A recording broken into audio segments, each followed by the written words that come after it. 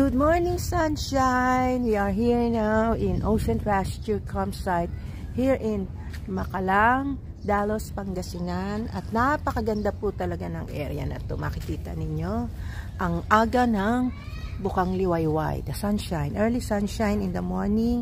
At napakagandang makita ang liwanag nito sa mga puno ng niyog natin. Yan, no? Nakikita nyo. Pag magka-camp kayo dito, pwede kayo mag-camp ng marami dito.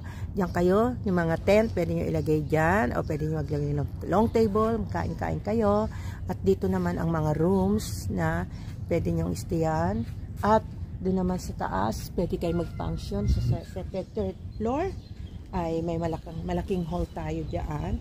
Na pwede rin yung tulugan, or pwede rin yung functions area. Ayan. At meron din sila doon sa baba na pwede rin kayo mag-functions. So, napakagandang area to. At meron po silang basketball court. So, this is a place na mai-enjoy nyo at marirelax kasi napakaganda. Dito pa lang sa mga punong ito, maglakay kayo ng duyan-duyan at pwede kayo mag-enjoy magduyan. And also, fresh air, tahimik. Ayan, ang maririnig nyo lamang ay ang huni ng mga ibon. What a beautiful place to relax. Ayan, nakikita nyo. So, I'm here, staying, relaxing. Kasi, it was a blessing na nakapag-extend ako ng 1 day pa, Mar. Kahit mag-isa pa lang ako. At, araw daw po kaya? Ha? Araw daw po? Hindi, mamaya alis na rin ako. Ay, sino yung kausap? Kayo yung magano dito, di ba? Hindi. Sila. Dito, mamaya alis din ako. Okay po. Ayan si Kuya. Hello, good morning. Ayan. So, ito po yung ating area. Ayan. At,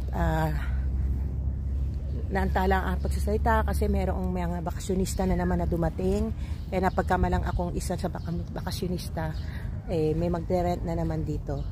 So, napakagandang lugar po ito. You can stay overnight here, enjoy with your family.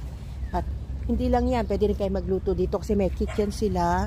At saka dito, mag-relax lang kayo, maupo. Ayan, ang mga bata nagsiswimming na, ayun. At dito po maraming fishermen kasi maganda po ang area na to, maraming isda. Kaya narito ang mga fishing boat, ang mga mangingisda ay yan dito. At ang mga bata ay nag-i-enjoy na ngayon, naglangoy-langoy. Ayan, saka maaga pa lang pero maaga na silang lumangoy. Okay, so look at this place. It's very nice to enjoy the nature and the people here are very friendly. Yeah, ayan po.